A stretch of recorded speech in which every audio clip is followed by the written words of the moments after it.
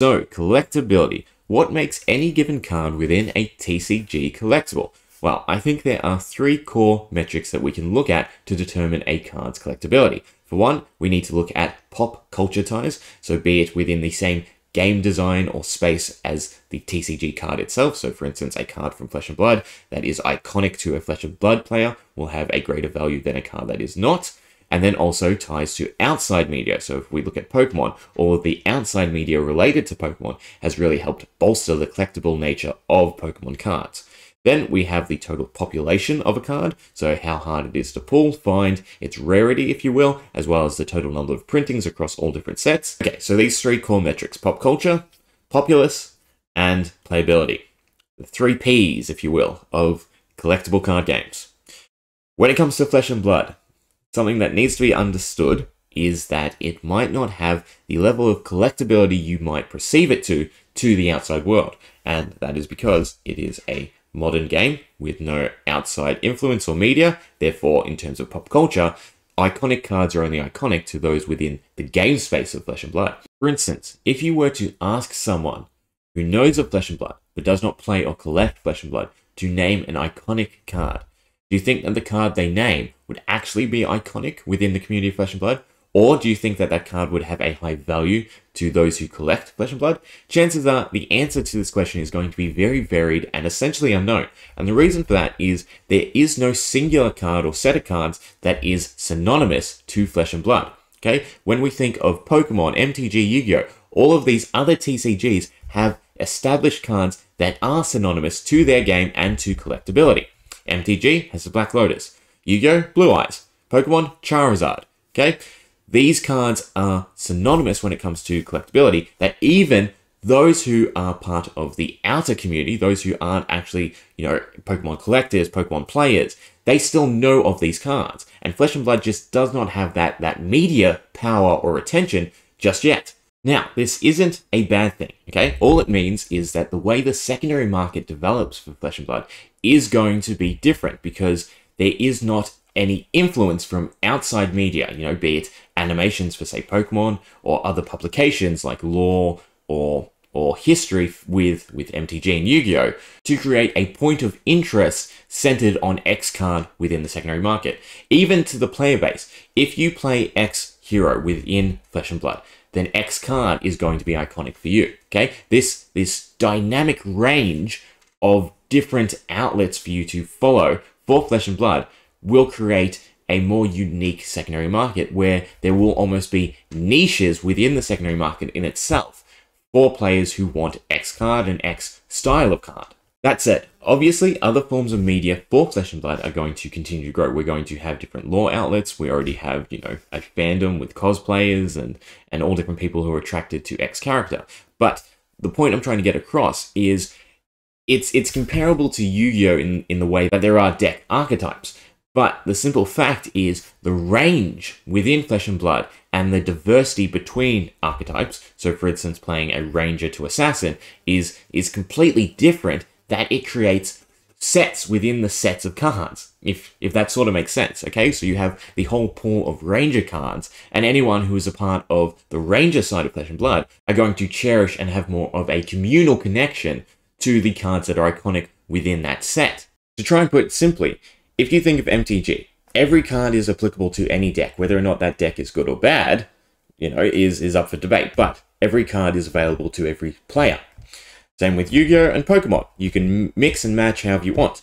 We are just starting to see that very, very slightly too within Flesh and Blood through the combo class cards. But every set of cards for each hero is restricted to that sole hero. So unless you have an interest in playing that hero or collecting for that hero, those cards are of absolutely no interest to you, regardless of rarity or actual collectible nature.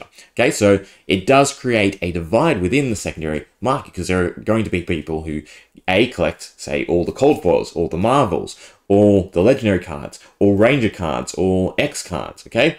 So there are just so many different categories for people to pursue when it comes to collecting Flesh and Blood that is again going to create a different form of growth on the collectible side of things. And in my perspective, this is a healthier form of growth because it really helps divert players to collect the cards that they actually want to collect, not cards that are collected for the simple sake of being iconic. So then any pop culture that does actually develop around Flesh and Blood has a lot of ground to cover when it comes to the different avenues that Flesh and Blood has created. And now, personally, I believe this is really, really healthy for the state of the game, but it does have an effect on the collectible nature of Flesh and Blood, that it might not be as collectible as you might think. Even among drafting, for instance, each set is only going to appeal to the players who want to play the cards within that set. And that might seem like a very rudimentary comment because that is applicable to almost any card game. But Flesh and Blood has made it highly specific. Okay, if you want to play, for instance, Ranger, Assassin, Ninja, Outsiders is for you. If you have no interest in those classes or their mechanics, then you're probably going to skip Outsiders. Whereas, MTG, it will always have the same themes, but it will have different keywords to make things a little bit more unique. Okay, so the level of diversity within the sets is insanely specific when you think of Flesh and Blood compared to other card games. So then when it comes to pop culture, it's hard for me to think once Flesh and Blood reaches that level of fame that there will be any card or given set that becomes synonymous to Flesh and Blood. Obviously, the first printings, Alpha, Beta, Welcome to Wraith, Arcane Rising, will have a level of sustain to their names, but outside of that and outside of the historical significance, it's hard for me to place any card as being the one iconic card for Flesh and Blood. Again, I like to use this phrasing that Flesh and Blood is growing in this horizontal direction rather than a vertical direction where each set builds upon the previous set and, outscales or outclasses the cards that have come before it. With Flesh and Blood, it's really hard to predict or determine, whether or not the next set is going to have X impact on the previous sets, whether it's even going to be related or connected. Until the spoilers, I would have never guessed that there was Ninja in Outsiders. Just from the name itself, Outsiders, I think, and from Wreak Havoc, I automatically thought that it would feature the mechanologist, someone sort of like a junkyard scrapper rather than a high-tech person, okay? So there is just so much they can do in terms of development for Flesh and Blood that this is going to create a different form of collectible growth that you don't normally see within a TCG, but will also have issues when it comes to what is memorable about Flesh and Blood, because there is just so much for you to connect with that, again, you will gravitate to X hero and X groups of cards because they are part of those heroes that you enjoy. So then, what about card populations or rarity? Well, given the ever-expanding design of Flesh and Blood, these factors don't matter as much as they do within other card games or other TCGs. You might have a set of X size with X rarities among it.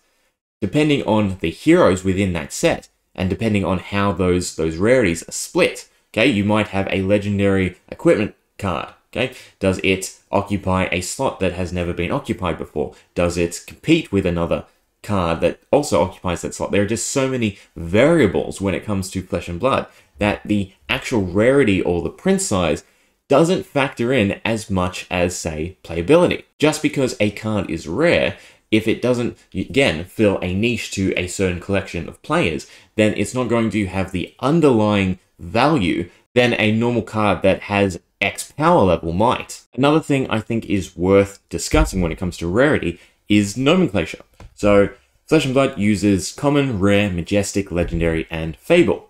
Now, generally, the norm is rare, variations of rare, so like super rare, secret rare, or the standard RPG terminology. Common, uncommon, rare, mythic, epic, legendary, those types of phrasing to reinforce what has already been built up through association, through other media, to players that X card has this desired rarity to it.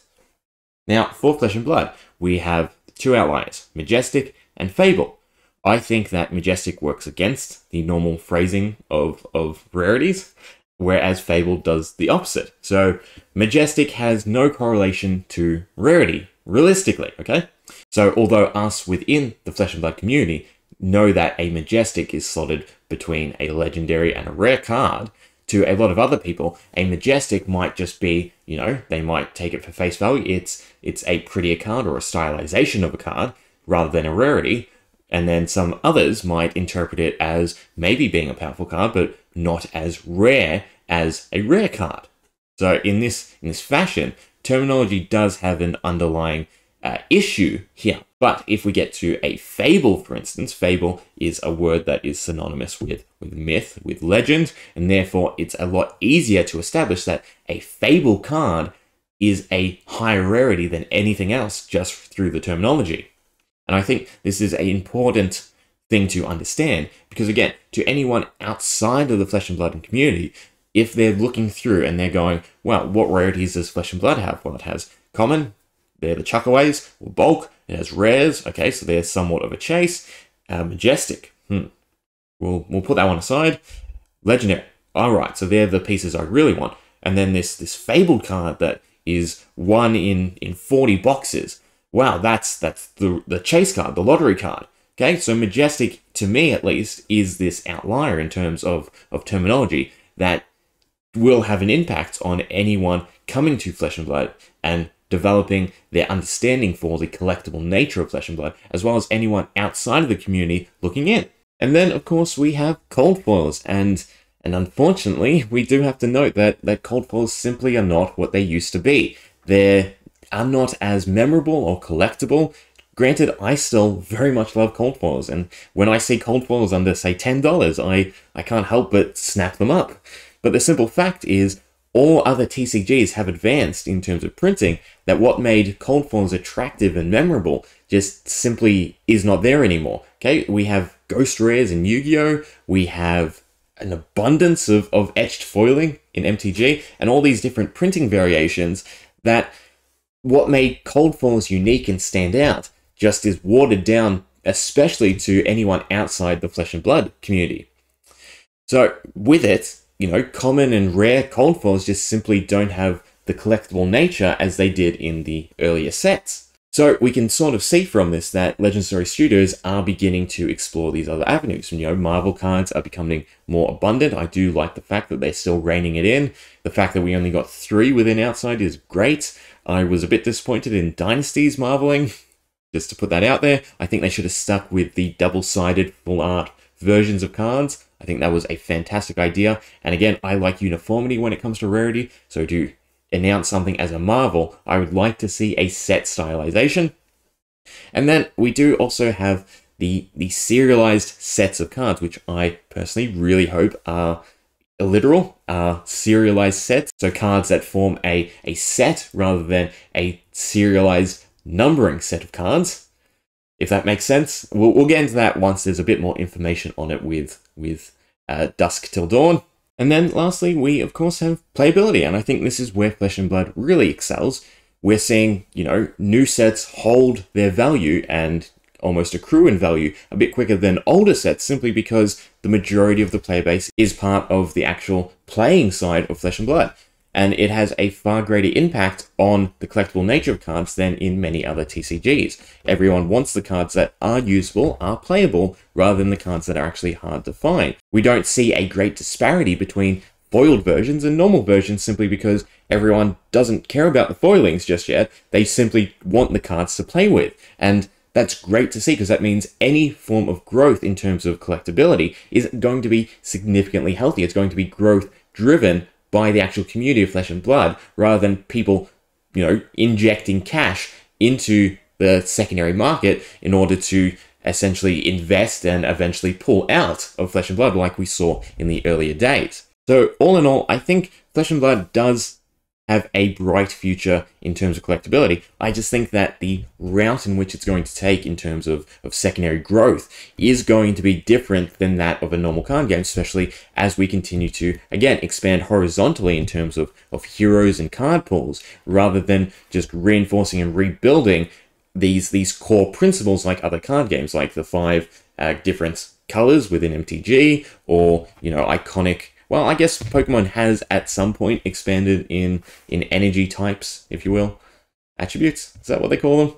But all in all, I think it is still worth noting that Flesh and Blood is unique in its design when it comes to its collectible nature, and we will see a different form of growth, and growth that, you know, we might not be able to predict simply because of this nature. Again, we can see Dusk Till Dawn having a direct effect on Monarch because it is directly revisiting that set. It's not just promising cards that, you know, might increase the power level of X deck. It is literally building upon the cards within Monarch. You just can't find light and shadow cards outside of Monarch. Anyway, I think we will leave it there. That's essentially my takes on collectability when it comes to Flesh and Blood. So, what's the most iconic card to you? To me, I love Cheyenne, despite the fact that Cheyenne doesn't really have collectability outside of its full rate. Because again, it doesn't have the playable aspect, and it's pretty much being washed away in terms of lore. Hopefully, we revisit Shapeshifters and the Gemini Queen sometime.